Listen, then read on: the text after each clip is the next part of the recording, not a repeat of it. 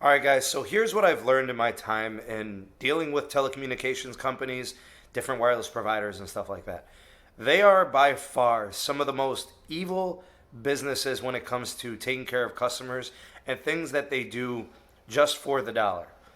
They will screw people, they will steal money from them, they will charge them and not refund them, they will increase fees, without announcing it or letting people know. So we've seen some horrible things. I just got done in the history of AT&T dogging AT&T. What I'm going to do in this video is shed some light on a story coming out of Verizon.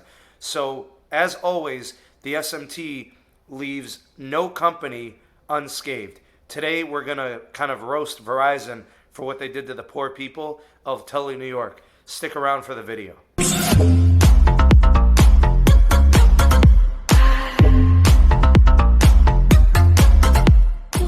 I don't want to sit there and make it appear like I'm just picking on AT&T. So what I'm going to do here is I'm going to pick on Verizon now. And Verizon is my provider. So I just wanted to put that out there, as kind of like a forewarning of what's going on in the video. Anyways, Verizon is capable of as bad of scumbaggery as AT&T is.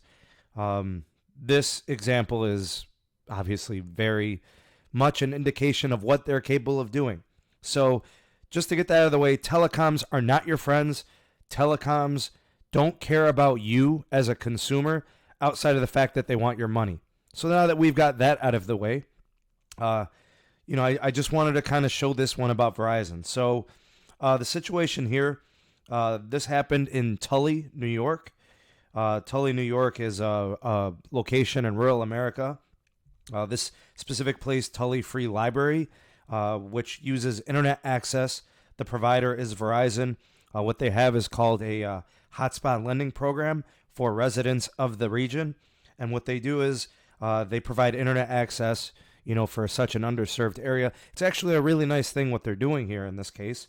Anyways, the library originally had a grant that actually paid for this service of them lending out the hotspots for their residents and users at the library.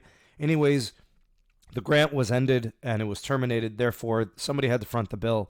And the library just kind of started to budget it, and they were paying for the service to give it out to their customers. Anyways, Verizon, in their old plan for this library, they didn't allow roaming, which prevented roaming charges from incurring on the plan.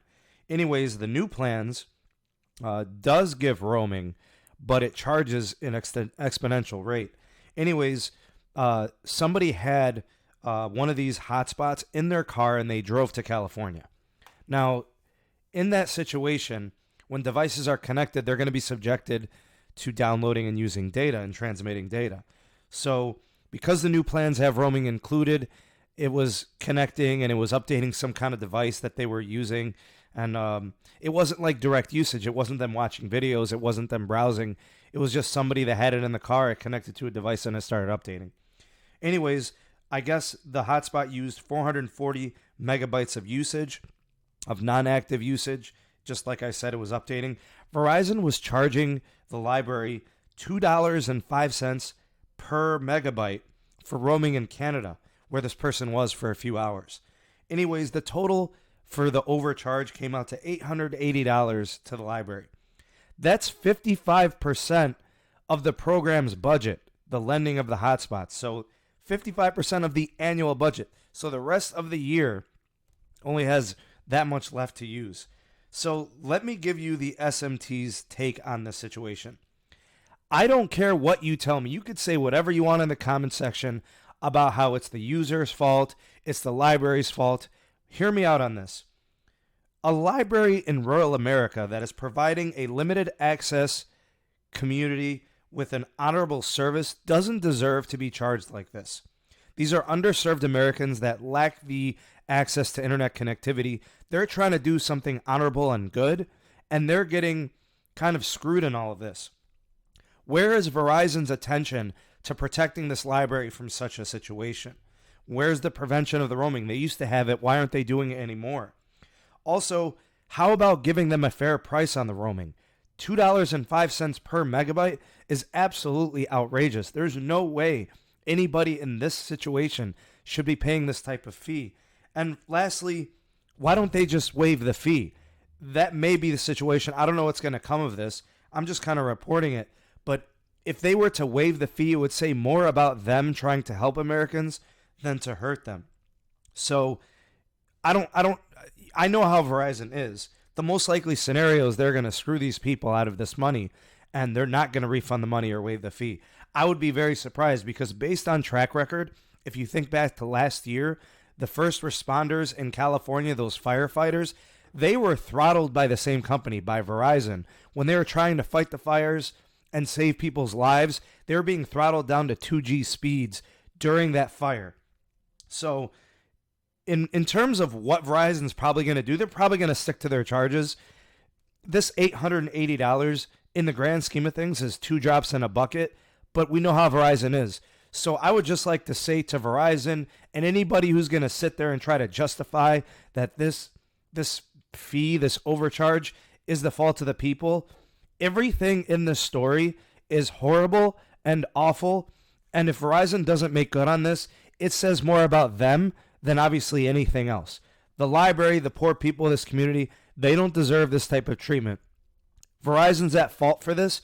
They better do some form of a refund or a waiving of the fee if they want to actually consider themselves doing the right thing. And if they don't want to do the right thing and they just want to charge them, that's their MO. We know Verizon. We know what they're capable of doing.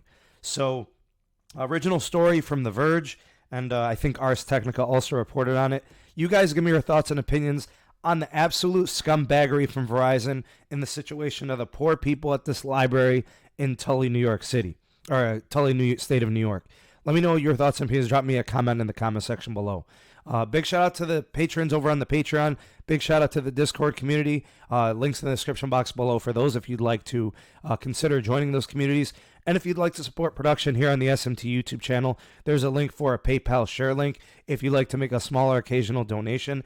I want to give a big shout out to Chris Estes and Matt Dubb for their recent donations to SMT Productions. Thank you guys so much for the support. And also, thank you to Murad as well as others that have made some recent donations to the channel. Much appreciated. Thank you guys for those considerations in advance. I think I'll leave it at that. I hope you guys have a great rest of the day. I am the SMT. Please like, share, and subscribe. And I will see you guys on the next video. Peace.